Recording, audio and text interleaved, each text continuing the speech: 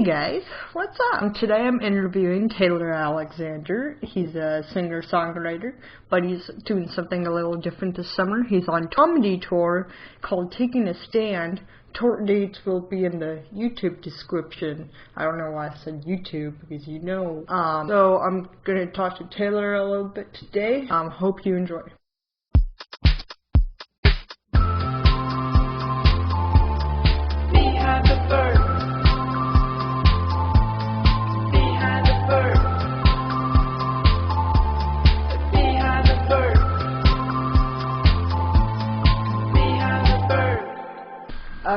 Favorite movie?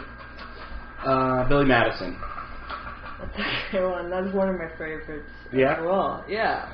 Yeah, it's stupid, but those are the kind of movies I like. Yeah. You know? Yeah. I like him achieving all his grades. Right? I'm rooting for him. Totally. All throughout the movie. Totally. Favorite TV show? There's so many now, you know? Yeah. I feel like I watch like 10 different shows. The favorite one I'm watching right now is Master of None. Okay. With Aziz Ansari. On Netflix. We just watched the second season. We just finished it like last week, I think. So I guess that's my favorite. Yeah. I haven't finished season 2, but I started it. Nice. Yeah. I'm also a big fan of At Midnight, that show. Okay.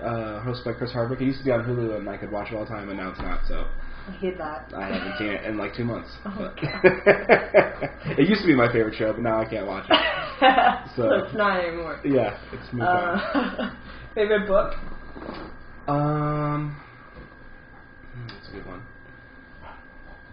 There is this book of birthdays. Have you ever heard of that? No.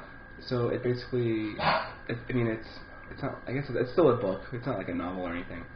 But it goes down every day of the year, and it breaks down the day, and from everybody that I've ever presented it to and they've read it, it's almost spot on. Like, I don't know if I believe in all of that astrology stuff or whatever, but this book is incredible, and so I think that's my favorite book. I bought it for my girlfriend's mom, because the first time I went to her, so cool. I rarely buy books for people, but I purchased that book for someone, awesome.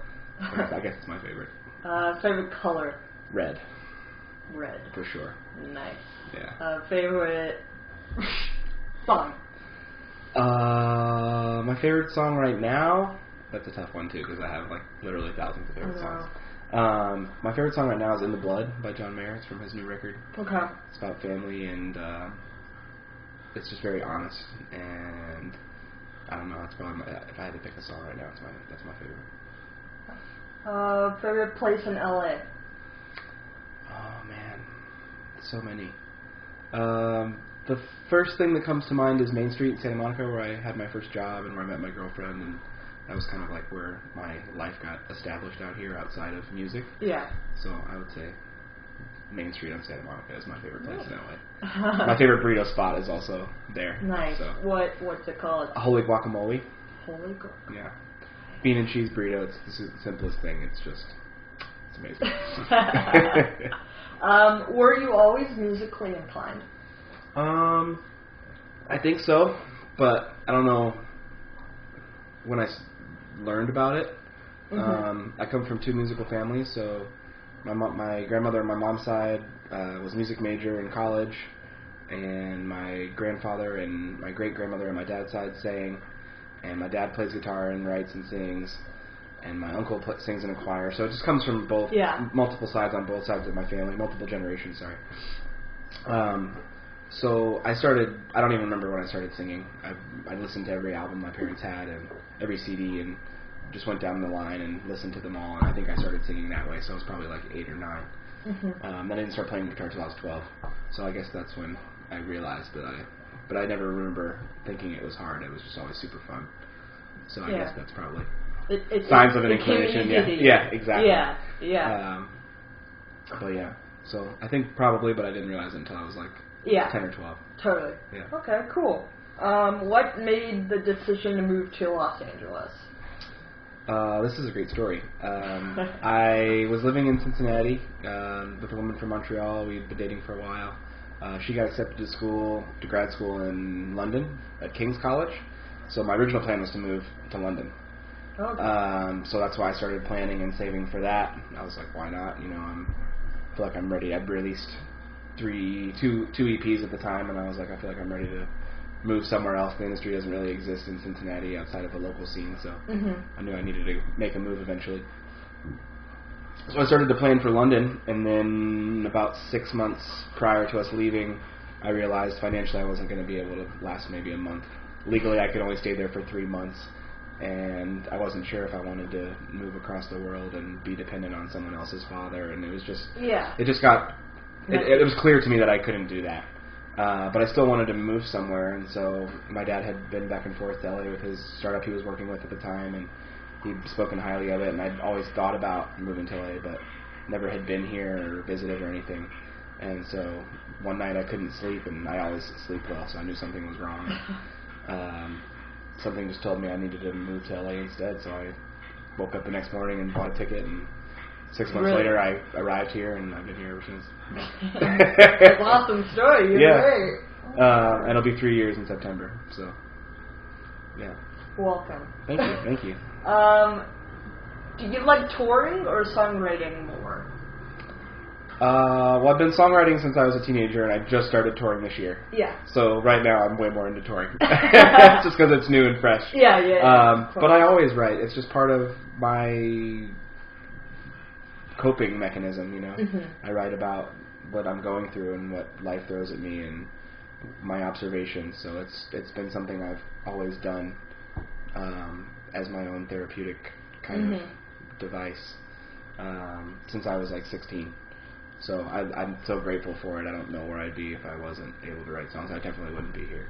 So touring is my favorite currently, but I wouldn't be able to tour if I'd never started to write, you know. So they kind of go hand in hand. Who are your musical inspirations? I love this question. I get to answer it all the time.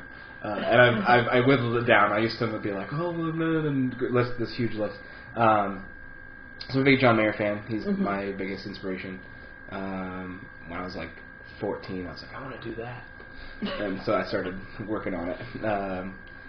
I'm named after James Taylor. My dad is a big fan of his, so I've always listened to his music. Mark Cohn is my biggest songwriting influence.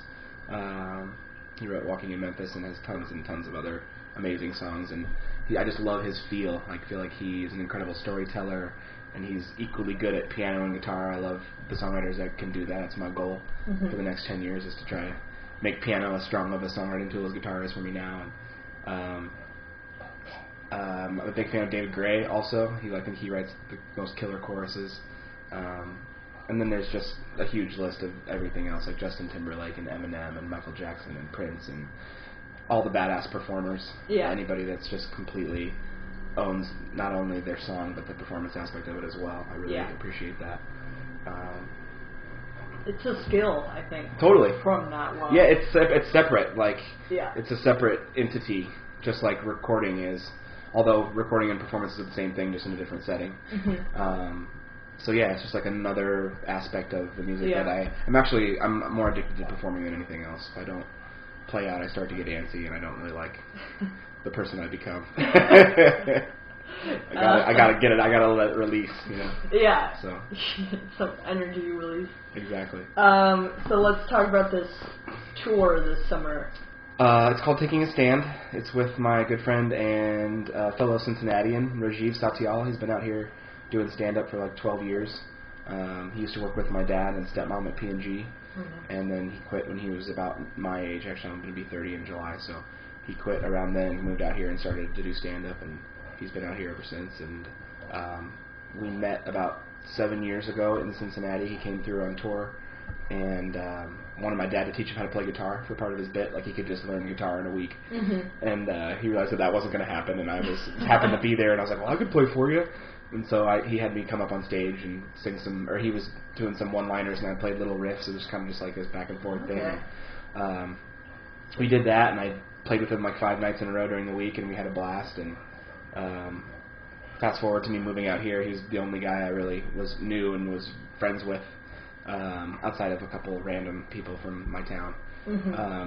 So he'd invite me to his shows, I'd invite him to mine, so we kept in touch that way. And his wife and my girlfriend get along really well, so we have that. And I actually invited him to watch opening day for baseball. I'm a big Cincinnati Reds fan, and so I was like, I want to watch the game with somebody who likes the Reds. So I hit up Rajiv and I was like, hey, do you want to come watch the game with me? And he was like, sure. And we went out, and he was telling me all about this new tour idea he had, where he wanted to do an hour of comedy about music, and he wanted to incorporate popular songs and kind of talk about how we got to where we are today via pop music from like the 80s to present day, and of course that instantly spiked my interest. It's really interesting. Yeah, and so I was like, how are you going to do it? And he was like, well, I think I'm going to have like the sound guy like play a playlist. I'm like, that's going to be a logistical nightmare.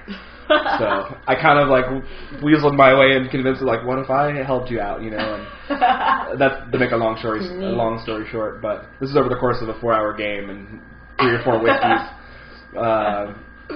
But a couple weeks later, or about a week later, he called me up and he's like, hey man, will you come on tour with me? And I was like, absolutely.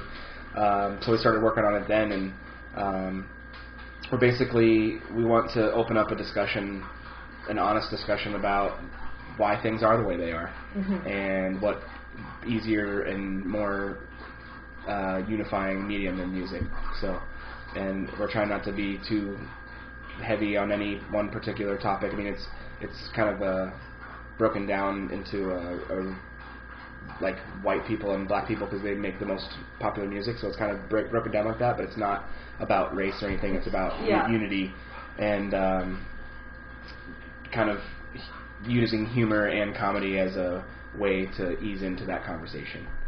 And we're just having a blast with it. We've been doing rehearsals every day for the last 2 weeks, and it's going to be really fun. We're doing 18 shows in 10 cities across the U.S. throughout the summer. So, do you have the whole tour list? Yes. Date list? Yes. I'm going to put that in the YouTube description. Okay, cool. Yeah. We're starting in Atlanta next Thursday, actually, a week from today. Oh, my God. And then we're doing Nashville, and then Cleveland, New York, New Jersey, and then we fly back to LA, and then we periodically throughout the summer we'll hit Chicago, Austin, Dallas, San Francisco, Phoenix, and Cincinnati, our hometown. Nice. Yeah. That's going to be a lot of fun. I am a little bit nervous because I've never done anything like this, but I also have less responsibility than I'm used to. So I think it's going to be really fun. Yeah. And then, if you're not a little bit nervous about what you're doing, you're probably not challenging yourself like you may need to be. So it's a good type of nervous. Yeah. Yeah. So, that's awesome. Thank you. Yeah, I'm really excited about it. I was hoping to be able to tour this year, and this will be my third one. And it's just now the summer, so I'm incredibly grateful for the opportunity and looking forward to seeing a bunch of cities I've never been to. Yeah, that's awesome. So what else are you working on, or is that it? No, this is just kind of this project that's at hand. I'm always writing and recording. I have just released a single in May called Wasteland, which I recorded here in LA with my producer Christopher Karras. He heads a production company called Mr. He Music. You should definitely check them out, MrHeProductions.com. I call him Old Faithful because he's like a musical geyser. He's just all music all the time, and just incredibly gifted, and so happy to be able to work with him. So we have Wasteland, which we just released. We have another song called Real Life Show, which he and I co-wrote. He plays, it's just piano and voice. We tried to strip it down. I've never done a song with just piano and voice, so I wanted to kind of continue to mix it up and stir the pot. That's what I like to do. And so it's called Real Life Show, and it kind of talks about the blurred lines between what you may see on TV or social media and real life. So we're getting ready to release that. And then when I'm back in Cincinnati for the 4th of July, and again in August, I'm going to be recording my dad's studio. He just bought a studio in Cincinnati. So I have 3 more singles I'm going to be recording and then periodically releasing throughout the year. Nice. So awesome. Yeah. That's a lot. Yeah, it's all kind of dribbled out periodically throughout the year. And, I wrote some of these songs like about a year and a half or 2 years ago, so it just takes much longer than everybody thinks. Just to get something out, and especially when you're DIY like me, I do it all on myself. It takes a little bit longer, but I wouldn't have it any other way. Nice. So, cool. So thank you for being on Behind the Birk. Oh yeah, of course. Yeah. It was a blast. Awesome. Thanks for having me.